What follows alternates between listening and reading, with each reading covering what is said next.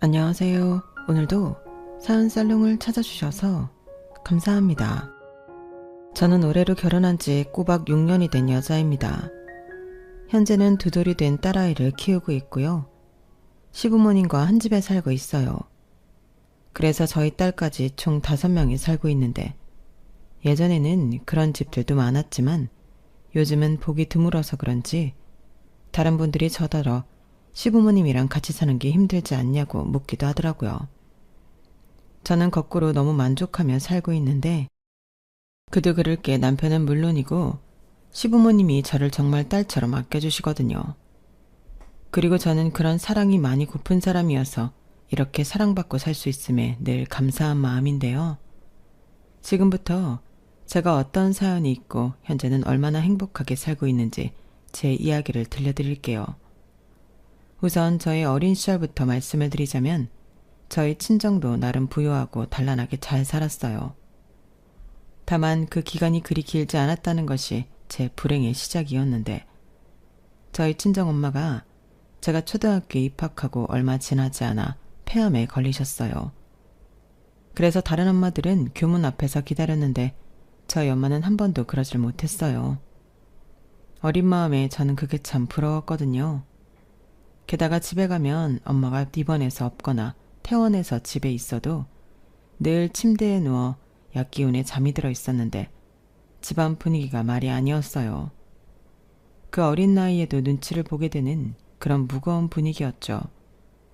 그리고 저희 외할머니는 제주도에 살고 계셨는데요. 저희 엄마가 아픈 후로는 거의 저희 집에 계셨고 외할머니는 하루도 빠짐없이 늘 눈물을 흘리셨어요. 저희 엄마는 할머니가 어렵게 가진 귀한 딸이었거든요.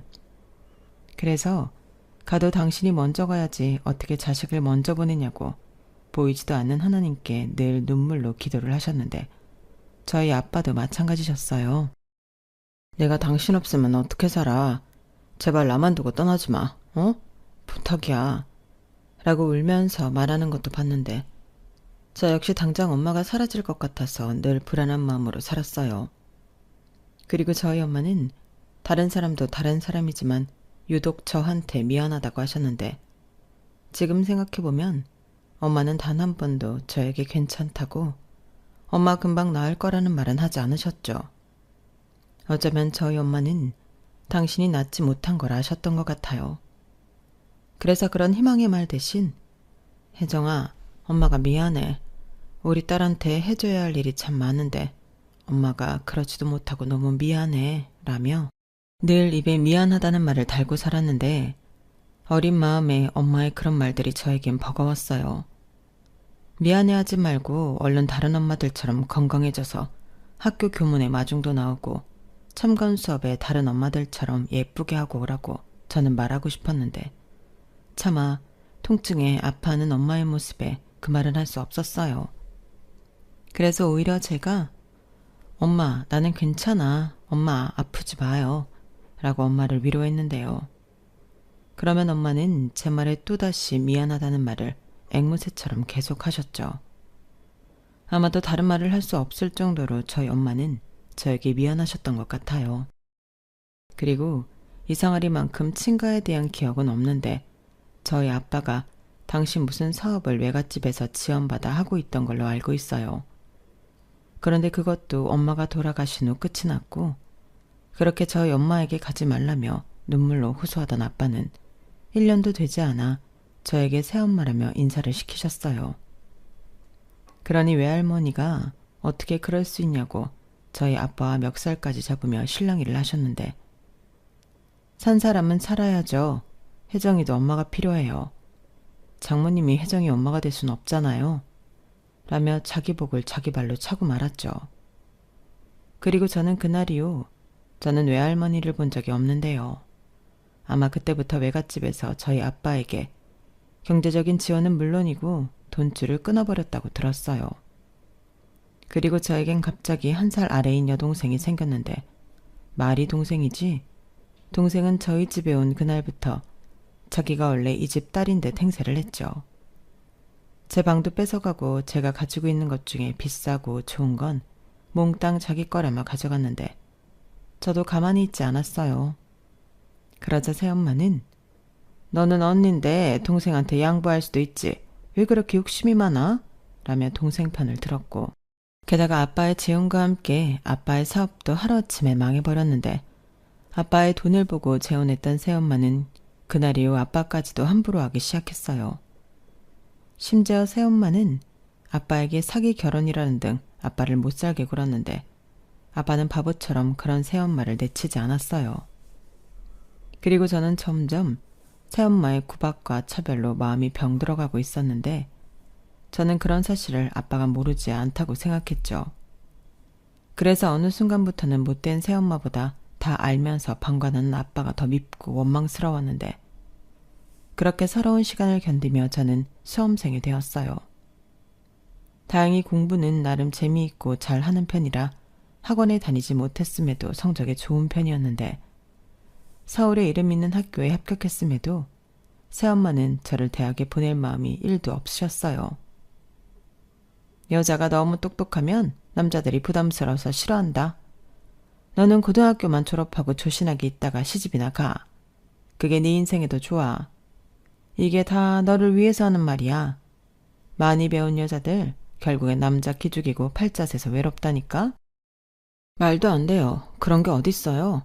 그리고 저는 남자한테 잘 보이고 싶은 마음 없는데요. 어머? 쟤 말하는 것 좀 봐. 그럼 여자가 남자 없이 어떻게 사니? 아무리 잘난 여자여도 혼자 있으면 초라한 거라니까. 그리고 많이 배우면 뭐하니? 애 낳고 살림하면 다 똑같아지는데. 그런 말씀 마세요. 저 공부하고 싶어요. 많이도 바라지 않을게요. 딱 입학할 수 있는 한 학기 등록금만 해주세요. 얘가 지금 무슨 소리라는 거야. 우리 집에 그럴 돈이 어딨니? 너는 말이 되는 소리를 해라. 네 아빠 망한 거 몰라? 우리 굶지 않고 사는 것도 다 내 덕이다. 이렇게 새엄마는 저에게 대학은 무슨 대학이냐며 그냥 취직해서 돈이나 벌다가 시집이나 가라고 하셨어요. 그리고 이 사실을 다 알고도 저희 아빠는 새엄마 말을 들으라 했는데 그때 너무 억울했어요. 세상에 그런 아빠가 어딨냐고. 아빠가 너무 원망스럽더라고요. 그래서 어린 마음에 외할머니한테 부탁을 해서 입학금만이라도 도움을 받고 싶었는데 그런 제 마음을 알았는지 아빠가 먼저 이렇게 말씀하셨어요. 너 혹시라도 제주도 할머니한테 연락하기만 해. 우린 이제 그 노인네랑은 상관없는 거야. 아빠가 망한 이유가 뭔 줄 알아? 다 그 노인네가 치사하게 돈줄을 막았기 때문이라고. 그러니까 네가 그 노인네한테 연락하는 순간 너랑 나랑 끝인 줄 알아. 알겠어? 라고 하는데 차마 외할머니한테 연락할 수 없었어요. 그러다 외할머니도 저를 받아주지 않고 아빠가 저를 버린다면 저는 어디에도 갈 수 없는 신세가 될 테니 그게 무서웠는데 그래서 울며 겨자 먹기로 대학 진학을 포기하게 되었죠. 그날 얼마나 울었는지 몰라요. 지금 생각해도 그때가 가장 서럽고 속상하기 그지없는데 그러다 제가 그 집을 나올 수밖에 없었던 일이 일어났어요. 그때는 새엄마의 친딸인 동생이 수도권 전문대에 합격했다고 했는데 새엄마는 자기가 언제 그랬냐는 듯 동생의 대학 입학을 축하하며 동네방네 자랑을 하더라고요. 그때가 저희 집 상황이 크게 달라진 것도 없었는데 새엄마는 동생에게 등록금 걱정하지 말라며 저 때와는 180도 다른 모습을 보이셨죠. 심지어 요즘은 여자도 배워야 한다며 떠들고 다니시는데 그때 느꼈던 충격은 이루 말할 수 없었어요. 그리고 그때도 허수아비 같았던 저희 아빠는 새엄마한테 아무 말도 하지 못했는데 그래서 아쉬운 사람이 우물을 판다고 저는 새엄마한테 이건 불공평하지 않냐고 따져 물었죠. 그러자 새엄마는 마치 그래서 뭐 어쩌라고? 라는 듯 저를 무시했는데 그때 알았어요. 내가 살려면 이 집을 나가야겠다는 걸요. 그렇게 생각하니 더 이상 화도 나지 않게 되었는데 저는 그때 이 사람들과 평생 보지 않겠다는 마음을 갖고 있었기 때문이었죠. 그래서 며칠 뒤 계획하에 저는 집을 나왔고 가지고 있는 돈을 탈탈 털어 허름하긴 했어도 소중한 보금자리인 고시원에 들어갔는데요. 그때부터는 정말 열심히 일을 했어요. 내가 벌어 대학에 가겠다는 그 일념 하나밖에는 없었으니 열심히 안 할 수 없었죠. 그래서 당시 제 몸무게가 36kg밖에 나가지 않았는데 그렇게 먹는 것도 아끼며 돈을 모았어요. 그리고 그때 돈을 번다는 게 참 쉽지 않다는 걸 알게 되었는데요. 그래서 더욱더 대학에 가야 한다는 생각을 했었죠. 새엄마 말처럼 여자도 배워야 잘 살 수 있다고 생각했거든요. 그리고 1년이란 시간 동안 딱 죽지 않을 만큼 일하고 공부에 집중하는 생활을 했더니 저는 먼저 붙었던 대학보다 더 좋은 대학에 들어갈 수 있었는데 그 기쁨도 그리 길진 않았어요. 이후 등록금을 마련하기 위해 저는 휴학과 복학을 반복할 수밖에 없었거든요. 그때 솔직히 심적으로 많이 힘들었어요. 다들 열심히 공부하는데 자기 손으로 등록금까지 벌면서 공부하는 학생은 많지 않았으니까요. 그렇다 보니 제 딴에는 열심히 공부를 해도 성적은 장학금을 받는 정도는 되지 않았는데 결국 저는 대학을 포기할 수밖에 없었죠. 계속 이렇게 살다가는 이도 저도 안 될 것 같았거든요. 그래서 그때부터는 대학도 못 나왔는데 돈이라도 많이 벌어야겠다고 생각해 정말 죽기 살기로 열심히 일했는데 그러다 죽으라는 법은 없다는 건지 기적처럼 지금의 남편을 만나게 되었어요. 남편은 소위 말하는 명문대를 나온 사람이라 저랑 같은 곳에서 일하기는 아까운 사람이었는데 그냥 아우라부터 다른 사람이었죠. 게다가 어찌나 사람이 반듯한지 저 남자의 여자친구는 얼마나 좋을까 그런 생각도 했는데 그 여자가 제가 될 줄은 꿈에도 몰랐어요. 저야 제 상황이 그러니 좋아하는 티도 내지 못했는데 남편이 먼저 그런 저에게 다가오더라고요. 처음에는 그냥 상냥하고 친절한 사람이라 그런가 보다 했는데 시간이 지나면서 그게 아니라는 걸 알게 되었어요. 그리고 이내 나 혜정씨 좋아하는데 계속 좋아해도 돼요? 라는 그의 수줍은 고백도 받게 되었는데요. 그때는 처음으로 세상이 내 편 같은 그런 기분이 들었어요. 하지만 이내 남편이 제 상황을 알면 감정도 변할 것만 같아 제대로 대답도 하지 못했는데요. 그러다 본의 아니게 남편 때문에 오해를 사게 되었어요. 혜정씨, 아무래도 내가 혜정씨한테 부담을 줬나 봐요. 나는 그냥 내 감정을 이야기한 건데 불편했다면 미안해요. 신경 안 써도 되니까 우리 앞으로도 그냥 예전처럼 동료로 잘 지내요. 나 혜정씨랑 불편해지는 거 싫은데 미안해요. 아니에요. 불편해서 그런 게 아니고 너무 좋아서 그런 거예요. 네? 그게 무슨 말이에요? 좋아하는데 무슨 문제라도. 혹시 남자친구 있어요? 그게 아니고요. 사실 저는 집 문제가 좀 복잡해요. 새엄마랑 이복 동생이 있는데 저는 난감하고 어려웠지만 정말 최선을 다해서 남편에게 제 상황을 설명했어요. 지금 생각하면 저 역시 남편이 너무 좋으니까 놓치고 싶지 않아 그랬던 것 같은데 그때는 이미 대학 문제로 집을 나온 상황이었고 고 하나 다름이 없었기 때문에 제 딴에는 과거의 일이라고 열심히 피력했던 것 같아요. 저는 당시 앞으로는 그 사람들과 어떤 이유에서도 만날 일 없다고 생각했거든요. 그리고 그 짧은 시간이 저에겐 긴 시간처럼 느껴졌는데 남편은 이내 상처 많은 제 손을 꼭 잡아주었죠. 그러면서 정말 많이 힘들었겠어요. 어떻게 그런 시간을 버텼어요. 나는 상상도 안 되는데. 혜정씨는 대단한 사람이에요. 그래서 내가 혜정씨를 좋아하게 됐나? 내가 원래 씩씩한 여자가 이상형이라 라고 말해주는데 그 이후 저는 돌아가신 엄마 이후 처음으로 온전히 누군가에게 사랑받는 사람이 되었어요. 너무나도 과분한 사랑을 받았기에 행복하면서도 혹여 이 사람을 놓치면 어쩌나 불안하기도 했는데요. 그때는 제가 자존감이라고 할 게 없었기 때문에 더 그랬던 것 같아요. 당시에 저는 남편과 헤어진다면 이젠 예전처럼 살 수 없을지도 모른다고 생각할 정도로 남편에게 푹 빠져 있었어요. 그러면서도 혹시라도 이런 내가 부담스러울까봐 마음껏 제 마음도 표현하지 못했는데 남편은 그런 저의 마음까지도 다 아는 듯 늘 충분하게 표현해주는 사람이었어요. 그리고 늘 앞으로는 절대 혼자 외롭게 하지 않을 거니까 나만 믿어. 이런 식의 말을 해줬는데요. 그 말이 얼마나 따뜻하고 든든했는지 몰라요. 그러다 연애 4년을 마치고 남편이 이내 이제부터는 자기가 진짜 저의 가족이 되어주고 싶다고 프로포즈를 했고 저는 1초의 망설임도 없이 기쁜 마음으로 남편의 프로포즈를 받았는데 그때부터는 한 가지 고민을 하게 되었어요. 연애는 둘만 좋으면 시작할 수 있는 거지만 결혼은 또 그런 게 아니잖아요. 예비 시부모님의 허락도 받아야 하고 없는 사람처럼 살지만 제 가족은 어찌해야 할지 고민도 해야 했는데 그때 남편이 먼저 저희 친정에 인사를 드리러 가자고 했어요. 뭐? 우리 집에 가자고? 아무리 생각해도 그게 맞는 것 같아. 결혼식에 참석을 하시든 안 하시든 그건 상관없지만 집에 알리지도 않고 결혼을 한다는 건 두고두고 후회할 것 같아. 글쎄, 가봤자 좋은 소리도 못 들을 텐데 굳이 그래야 할까? 혜정아, 나 못 믿어? 이제부터는 아무도 혜정이 너한테 상처 줄 수 없어. 내가 있는데 어림도 없지. 그리고 이건 일종의 선전포고야.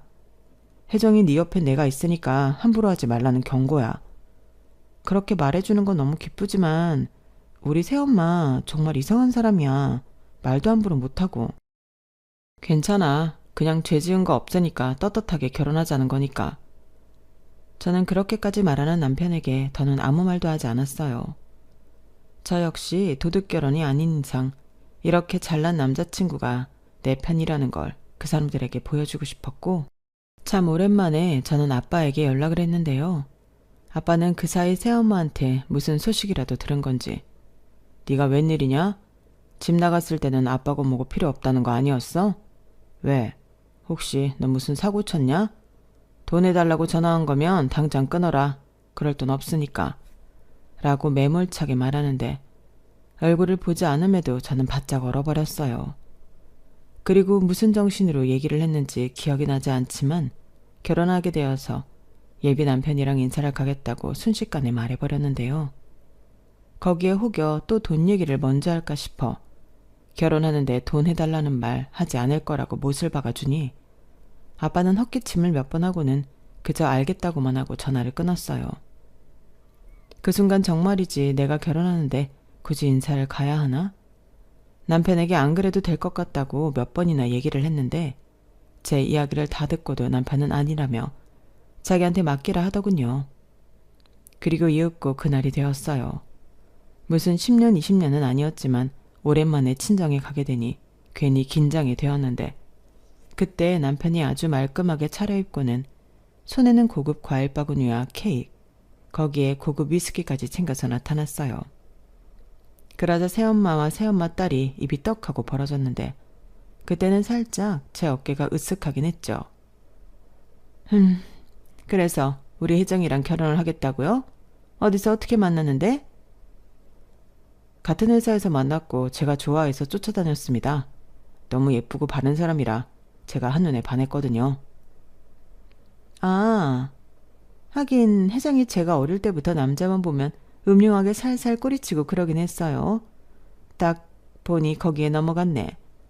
뭐 어찌되었든 결혼한다고 하니 그건 알겠고 혹여 뭐라도 우리한테 기대하는 거면 그런 거 없습니다. 그리고 저도 혜정이한테 대충 집안에 대해서는 들었어요. 새엄마시고 이복동생이라고. 그래요? 그래도 나는 새엄마라고 혜정이 쟤한테 다른 친엄마 못지않게 해줄 건 다 해줬어요. 혜정이 쟤한테 무슨 말을 어떻게 들었는지 알 수 없지만 나 엄마 자격 있는 사람이라고요. 우리 딸도 그래요. 언니라고 얼마나 잘 따랐는데. 여보, 안 그래? 내 말이 맞잖아. 그랬지. 맞아. 그랬군요. 감사합니다. 우리 혜정이 잘 키워주셔서. 앞으로는 제가 행복하게 해주도록 할 테니 아무 걱정하지 마세요. 그래요? 뭐 잘 됐네. 알겠어요. 앞으로 우리 혜정이 잘해줘요. 아 맞다. 우리 혜정이가 식탐이 좀 있는데 그것도 알죠? 얘가 보기에 말라 보여도 먹는 걸 엄청 바뀌어요. 제가 우리 집 식비 다 거덜냈다니까? 제가 언제요? 없는 말 하지 마세요. 어머? 내가 언제 없는 말 했니? 네가 밥을 얼마나 축내는데. 그래 알겠다.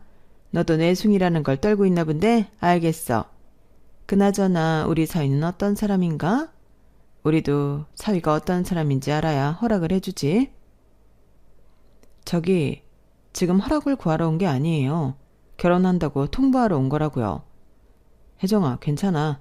어머니 뭐든지 물어보세요. 저는 괜찮습니다. 아, 제가 저런 애예요. 새엄마라고 나한테 얼마나 야박하고 함부로 하는데. 설마 저런 애를 시집 보내도 되나 몰라. 거기 부모님은 혜정이제 허락했어요? 아, 중요한 걸 안 물어봤네. 부모님은 뭐 하시는 분이에요? 돈은 좀 있으신가? 정말 제 얼굴이 뜨거울 정도로 민망한 질문의 연속이었어요. 그리고 새엄마는 제 남편 앞에서 제가 얼마나 못난 사람인지 없는 흉도 만들어내서 저를 이상한 사람으로 만들려고 했는데 남편은 이미 예상이라도 했다는 듯 태연하게 행동했어요. 그리고 일괄적으로 제 편에서 이야기를 했는데 순간 이 남자는 내가 그렇게 우리 집에 가지 말자고 했어도 내 길을 살려주려고 일부러 우리 집에 인사를 가겠다고 했구나 라는 걸 알게 됐어요. 그리고 남편의 그런 의도를 알게 되니 너무 고마운 마음이었는데 그 이후에도 새엄마의 노골적인 질문들이 이어졌죠. 그러다 남편이 명문대를 나온 사람이고 시부모님이 자기 사업을 하고 계신 소위 말하는 있는 집이라는 걸 알게 되었는데요. 그때부터는 새엄마와 동생이 당황한 듯 말문이 막혔어요. 아무래도 많이 놀란 듯 보이더라고요. 대학도 못 나온 제가 저런 괜찮은 집안의 남자와 결혼을 하다니 뭔가 배가 아픈 얼굴이었는데 제 남편의 배경을 알게 된 후로는 어째 새엄마보다 동생이 더 충격을 받은 듯 자꾸만 저를 흘깃거리는 걸 느낄 수 있었어요. 그도 그럴 게 그 잘난 전문대를 나온 동생은 취업도 못하고 집에서 백조로 놀고 있다 하더라고요.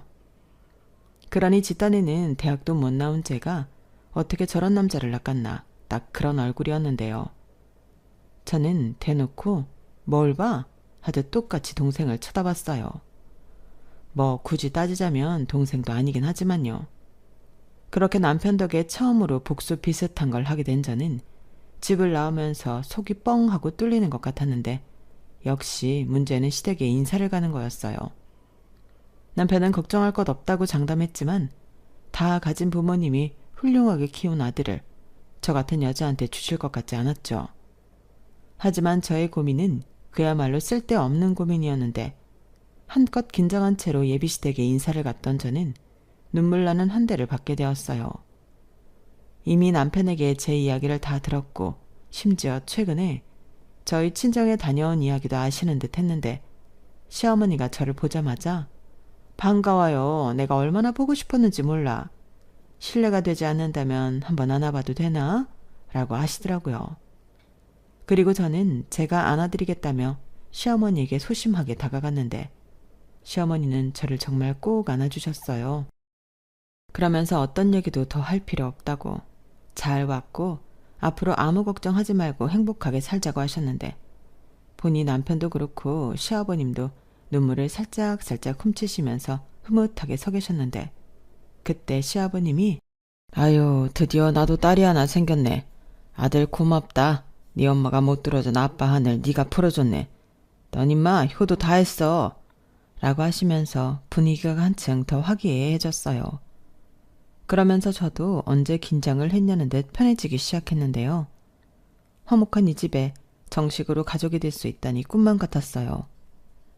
그렇게 결혼 준비를 시작하면서 몇 번이고 시부모님을 만나는 일이 있었는데 그때마다 시부모님은 한결같이 저를 예뻐해 주셨어요. 오죽하면 모르는 사람이 남편더러 사위냐고 물어보기도 했었는데 그러면 또 개구진 시아버님이 어떻게 하셨어요? 우리 사위예요. 잘생겼죠? 라고 그때를 놓칠세라 장난을 치곤 하셨죠. 그러니 저는 시부모님을 만나러 가는 게 늘 즐거웠고 나중엔 시부모님과 함께 살면 어떨까 하는 생각까지 하게 되었는데 남편이 다른 형제가 없는 외동이었거든요. 그래서 남편이 결혼을 하면 그 집에 시부모님 두 분만 계시는 상황이었는데 이렇게 된 거 그냥 함께 살면 좋겠다는 생각이 들었어요.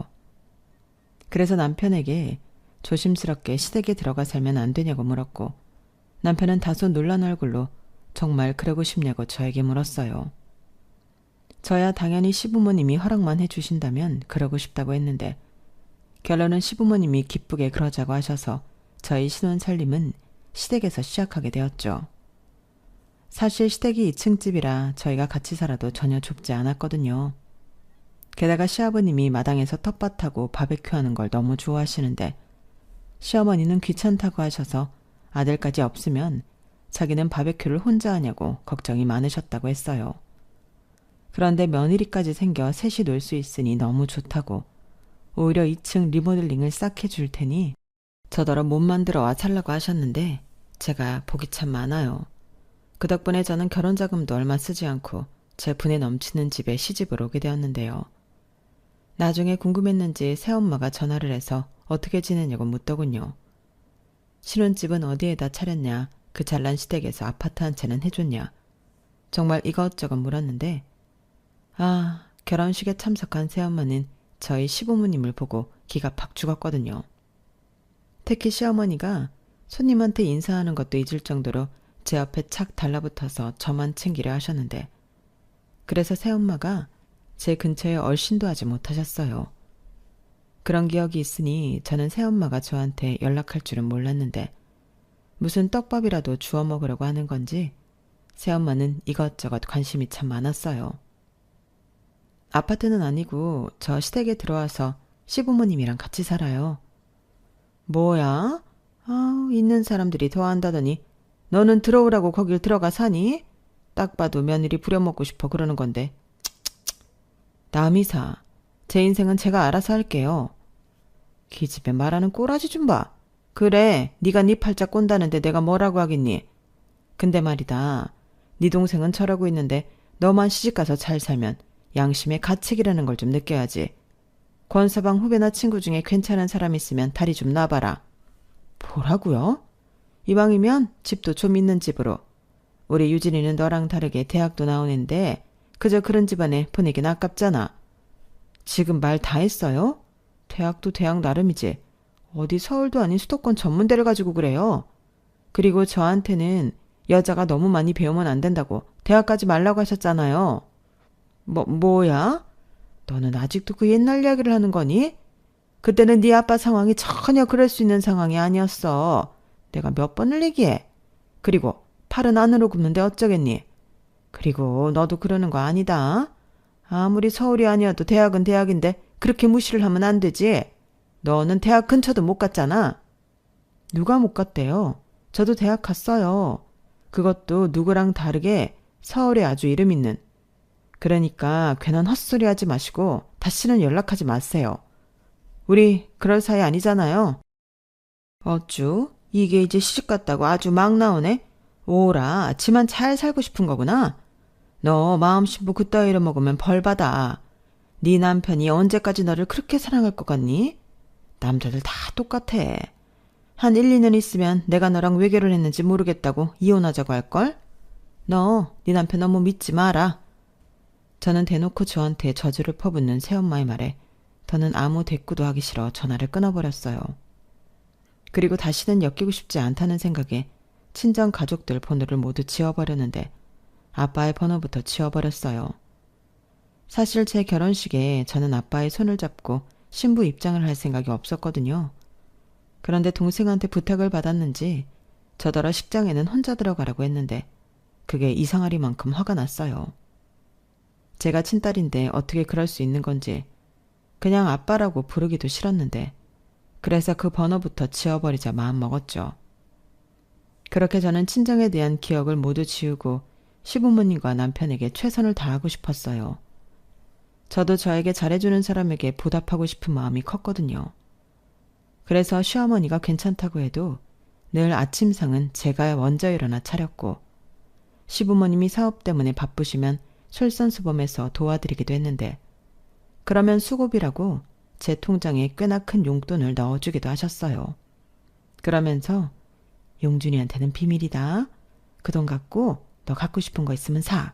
라고 하셨는데 평생 이런 관심과 애정을 받지 못했던 저는 너무 행복했어요. 거기에 잘은 몰랐는데 시부모님이 하시는 사업이 제법 큰 사업이었고 제가 등록금 때문에 대학을 중간에 포기한 걸 너무나도 안타까워 하셨는지 저더러 언제든 다시 대학에 가서 공부를 했으면 좋겠다고 하셨죠. 저는 말씀만이라도 너무 감사하다고 그런데 이미 너무 과분하게 받아 그 정도는 제 힘으로 하겠다고 말씀드렸는데 당신은 언제든 제 뒷바라지를 할 의향과 자신이 있다며 결정만 하라고 하셨어요. 세상에 이런 시어머니가 또 있을까? 마치 하늘에서 저희 엄마가 제가 너무 불쌍해서 당신 대신인 사람을 저에게 보내셨나 할 정도였는데요. 그래서 결혼하고 1년 뒤 저는 제가 번 돈으로 대학에 재입학을 했어요. 그러면서 저는 한 가지 목표가 생겼는데 시부모님 사업을 도와드리고 싶다는 거였죠. 그래서 대학 졸업 때까지 다니던 회사를 그만뒀는데요. 그 즈음 타이밍이 맞았는지 남편도 대기업에 이직하게 되었어요. 남편은 처음부터 시부모님 사업을 물려받을 생각이 없다고 했거든요. 시부모님은 그 점을 참 안타깝게 생각하셨는데 본인이 싫다고 하니 어쩔 수 없다고 단념하셨다 하더라고요. 그래서 제가 물려받겠다는 건 아니고 남편 대신 도와드리겠다는 마음이었는데 어차피 일할 거라면 시부모님을 도와드리고 월급을 받고 싶었어요. 그리고 그런 제 결정을 시부모님이 두 팔 벌려 환영하셨는데 남편이 고맙다고 하더라고요. 자기가 못하는 걸 제가 대신 해줬다며 저에게 또 참 잘해주던 남편이었는데 이런 사람이 내 가족이라고 생각하니 밥을 먹지 않아도 전혀 배고프지 않았어요. 그리고 시간이 어찌나 빨리 흐르던지 어느덧 대학 졸업을 하게 되었고 저는 시부모님 회사에 들어가 가장 밑바닥부터 차근차근 일을 배우기 시작했는데 거의 잠잘 시간을 빼면 시부모님과 함께하는 생활이었어요. 누군가는 숨 막히지 않냐고 저에게 묻기도 했지만 저는 전혀 아니었죠. 항상 웃고 다녀서 얼굴에 팔자주름까지 생겼는데 저는 그 주름이 싫지 않았어요. 그 정도로 일하는 내내 저는 너무 즐겁고 보람있게 일했고 무엇보다 대학을 졸업한 뒤 다시 일을 하게 되어 일이 재미있었어요. 그러자 시부모님은 저를 정말로 후계자처럼 농담 반 진담 반 이야기를 하실 때도 많았는데 맹세코 시부모님 사업을 내가 물려받아야겠다는 욕심은 없었어요. 하지만 회사 사람들도 그렇고 그런 게 언제부터 기정사실화 되어 있었는데 시어머니가 네가 너무 잘해서 그래. 우리 지금은 그냥 그러나 보다 생각하자. 나도 그렇고 네 시아버지도 아직은 건재해. 나중 일인데 뭐 어떠니? 나는 오히려 네가 우리 곁에 있어서 너무 든든하다. 라며 저더러 부인하지 말고 편하게 생각하자고 하셨어요. 그리고 제 생각에도 시부모님이 건강하신데 일선에서 물러나실 거라는 건 생각조차 할 수 없는 일이라 애써 부인하고 다니는 것도 이상하다 생각했는데요. 지금은 그런 생각을 할 때도 아니었어요. 그렇게 저는 시부모님과 가장 가까운 곳에서 일을 하는 위치까지 올라가게 되었고 어느덧 천사가 드디어 저희 부부에게 찾아왔는데 그땐 세상을 다 가진 기분이었어요. 남편도 시부모님도 아이를 위해서라도 일은 잠시 미루고 쉬라고만 했는데 그럴 수가 없었죠. 저는 오히려 회사 일이 태교라는 생각으로 더 열심히 일했는데 뱃속의 아이도 엄마가 집에서 쉬는 것보다 열심히 일하는 모습을 좋아할 것 같았어요. 그래서 임신 초기에서 중기로 넘어가 안정기에 들었고 저는 몸은 살짝 불편해지긴 했어도 예전과 다르지 않게 일을 했는데 그러던 중 모르는 번호로 연락 한 통이 걸려왔죠. 그 당시에는 모르는 번호여도 업무와 상관된 전화가 자주 걸려왔기에 대수롭지 않게 전화를 받았었거든요. 그런데 그게 화근이었는지 저는 그만 새엄마의 전화를 받게 되었고 첫 마디부터 소름이 돋는 그 목소리를 듣게 되었어요. 나다, 엄마야. 너 잘 지내고 있니? 어떻게 된 게 기집애가 시집가고 나서는 도통 연락이 없어. 왜? 너무 행복해서 이젠 친정 생각도 안 나든? 하긴 부잣집에 시집갔는데 우리 생각이 난리 없지. 왜 전화하셨어요? 그때 제가 분명히 앞으로 연락하지 말라고 했는데요. 어머? 너 너무 매정하다. 아니 어떻게 호적상 엄마인 나한테 그럴 수 있니? 우린 끊을래야 끊을 수 없는 그런 부모-자식 관계잖아. 다른 건 아니고 너한테 부탁할 일이 있어서 연락했다. 네 동생이 시집도 가기 전에 애를 가졌어. 그래서 배부르기 전에 식을 올려야 하는데 네 아빠가 능력이 없으니 어쩌냐? 잘 살고 있는 너한테 손 좀 벌릴 수밖에. 뭐라고요? 정말 뻔뻔하시네요. 지금 누가 누구한테 손을 벌려요? 저한테는 단돈 1원도 해준 거 없잖아요. 무슨 소리야? 너 입히고 먹이고 재워주고 그거 다 돈이다?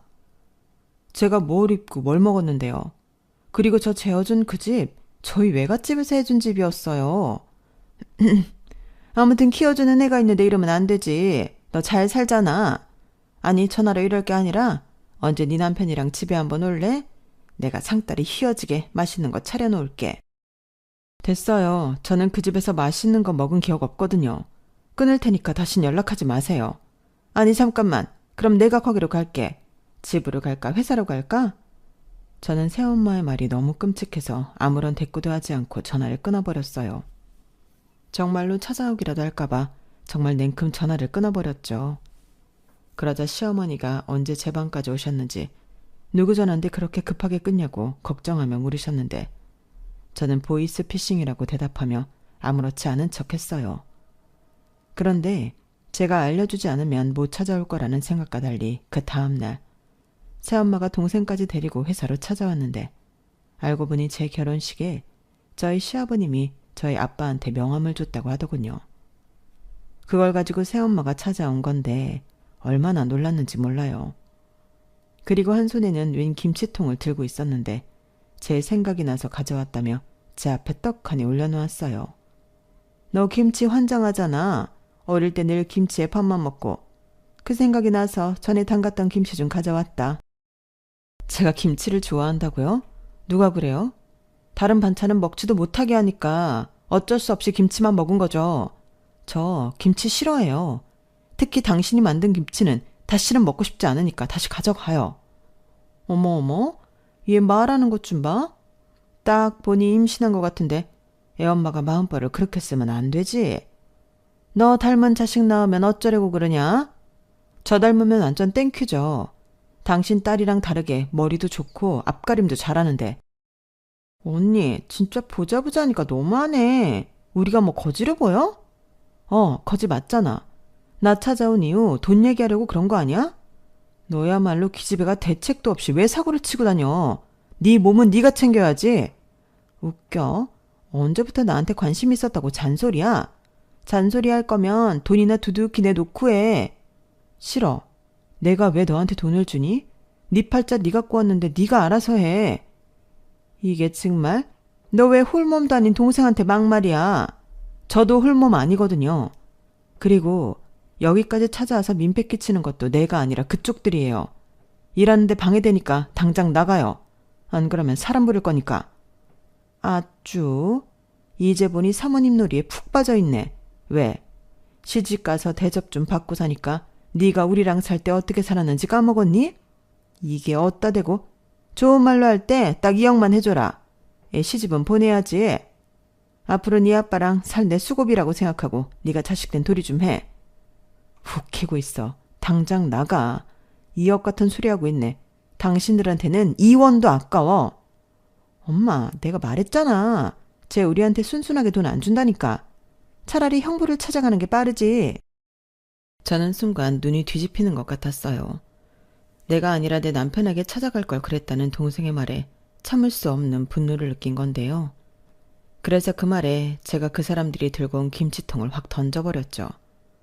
그러자 그 충격에 뚜껑이 열려 안에 있는 김치들이 고스란히 그 사람들 앞에서 폭발하듯 터졌는데 저도 살짝 당황하긴 했지만 김치 국물을 뒤집어 쓴 새엄마와 동생을 보니 그렇게 통쾌할 수가 없었어요.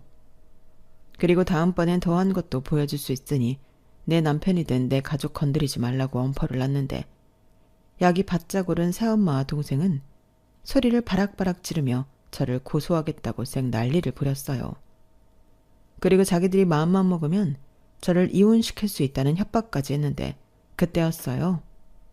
아우 이게 다 뭐니? 아우 냄새. 어머 누구세요? 어머니 오셨어요. 부르시면 제가 갈 텐데. 아니 우리 며느리 뭐하고 있나 궁금해서 왔지. 근데 이게 다 뭐니? 저 사람들 누구야? 저희 새엄마랑 동생이요. 김치를 가지고 왔는데 너 김치 안 좋아하잖아. 어머 사돈이셨어요? 몰라 뵀네요.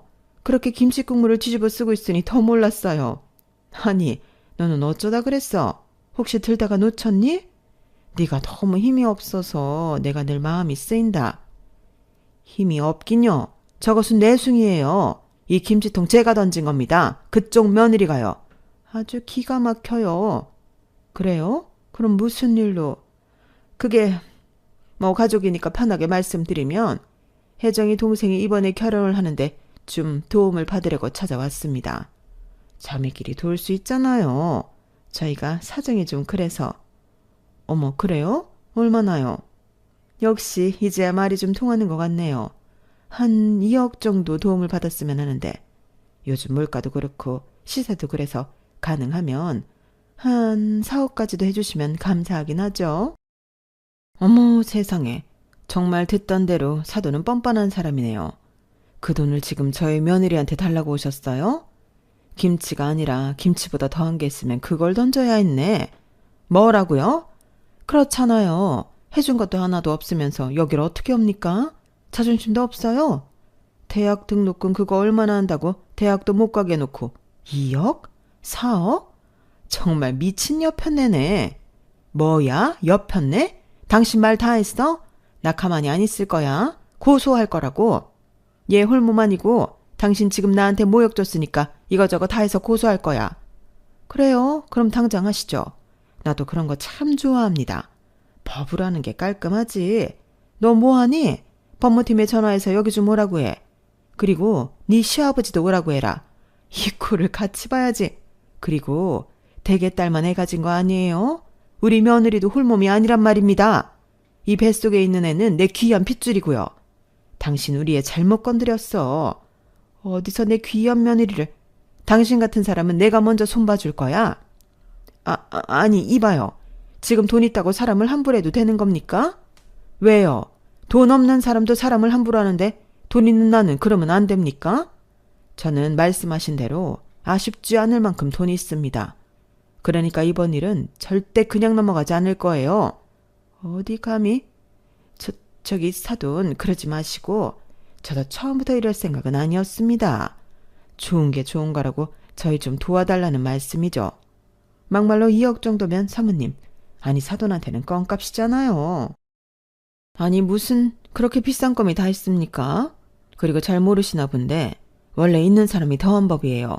그러니까 이렇게 살게 됐죠. 됐고 거기 딱 가만히 있어요. 증거 사진 좀 찍게. 아니다. 너 여기 CCTV 있지? 네 있어요. 어머 어떡해. CCTV도 있대. 아 사돈. 아니 사모님 저희가 잘못했어요. 저희가 급해서 그만. 그래도 계모도 엄만데 자식한테 도움 좀 받겠다고. 자식이요? 누가 자식을 그렇게 합니까? 나는 댁 같은 여자 세상에서 제일 혐오해요. 저는 그 순간 참 천군만마를 얻은 기분이었어요. 저희 시어머니는 평소에는 온순하시고 인자하신 분이었는데 그때는 그 카리스마가 장난이 아니더라고요. 그리고 연락을 받고 오신 아버님은 오셔서는 애기 놀란다며 저부터 나가 있으라고 하셨고 다시는 이런 일이 없도록 하겠다며 바로 법무팀에 얘기해 업무 방해까지 엮어 고소 준비를 하게 시켰는데 나중에 CCTV를 보니 새엄마와 동생이 무릎까지 꿇고 잘못했다고 싹싹 빌었더군요. 그러면서 다시는 저에게 연락하거나 나타나지 않겠다고 약속을 했다는데 다시 나타난다면 10억을 내놓는다는 서약으로 일이 마무리되었어요. 그 이후 돈이 무서운 건지 저는 두 모녀의 근황을 모르고 살 수 있었는데요. 그 덕에 출산까지 무사히 마칠 수 있었어요. 출산이라는 게 정말 제 목숨을 걸고 하는 거라는 걸 저는 그때 알았어요. 그래서 부모가 된다는 게 이렇게 어려운 거구나 깨닫고 한동안은 하늘에 계신 엄마 생각을 정말 많이 했는데요. 만약 살아계셨다면 저에게 얼마나 힘이 되어 주셨을까 눈물도 많이 흘렸어요. 하지만 친정엄마 같은 시어머니가 있으니 저는 산후조리도 참 극진하게 받았는데 무엇보다 태어난 손주가 귀여운 손녀라서 시부모님이 난리가 아니셨어요. 나중에 남편한테 들었는데 시어머니가 자기를 낳고 자궁암에 걸리셔서 자궁을 드러내는 바람에 아이를 낳을 수 없게 되었다고 했는데 두 분이 딸을 참 원했다고 하시더라고요. 그래서 딸 같은 아들로 키우겠다고 하셨지만 그러진 못했고 딸 같은 며느리를 얻어 소원을 풀었다고 하셨는데 이젠 정말로 손녀딸을 얻으셨으니 이젠 완전히 당신들 소원을 푸신 것과 다름이 없었죠. 그리고 그런 손녀딸을 낳아준 채가 너무 귀하고 고맙다며 아직까지도 변치 않는 사랑을 베풀어 주시는 시부모님이신데 저는 앞으로 평생 시부모님에게 사랑한다 말하며 효도하며 살 생각입니다. 어떤 때는 남편보다도 시부모님 때문에 결혼을 잘했다는 생각을 할 때도 많거든요. 그만큼 제게는 두 분 다 선물 같으신 분들이신데 앞으로 아주 오랫동안 건강하게 저희와 함께 해주시길 바랄 뿐이에요. 그리고 계획이라면 계획인데 아이를 둘 정도는 더 낳고 싶은 마음이 있는데요. 저희 가족이 완전한 대가족이 되는 그날까지 남편과 노력해볼 생각입니다. 저희 시부모님은 생각만 해도 너무 행복하다고 저더러 복덩이라고 하시는데 사실 저에게 복덩이는 저희 가족들이에요. 이렇게 서로가 서로를 복덩이라고 부르니 저희는 더 행복한 사람들이 아닌가 싶어요. 내 가족을 사랑하지 않는 사람이 누굴 사랑할 수 있겠어요? 그리고 저는 저희 아이도 그런 사랑스러운 마음을 꼭 배웠으면 하는 마음인데 새엄마의 딸을 보니 더 그런 간절한 마음이 들더라고요. 아울러 지금은 어찌 사는지도 모르지만 아빠와 그 못난 가족들도 그걸 알았으면 하는 바람인데 자기들이 했던 짓 고스란히 돌려받으며 살았으면 좋겠네요. 그래야 공평할 것 같거든요. 제가 너무 뒤끝이 있나요? 그래도 어쩌겠어요. 받은 상처가 워낙에 커서 그렇게라도 하고 싶은걸요. 저도 마음의 수양을 더해야 저희 시부모님 같은 어른이 될 수 있나 봅니다. 이상 제 사연은 여기까지였어요. 지금까지 제 사연 함께해 주신 모든 분들께 감사한 마음을 전합니다. 그리고 끝으로 착한 사람들이 행복한 그런 세상이 되었으면 좋겠다는 바람을 남기며 저는 이만 마지막 인사를 드려야 할 것 같네요. 항상 행복하시고 건강 잘 챙기시길 바랍니다. 그럼 안녕히 계세요. 여러분, 사연 댓글에 응원과 현명한 조언 부탁드려요. 좋아요와 구독은 저에게 큰 힘이 됩니다. 오늘도 좋은 일 가득하세요.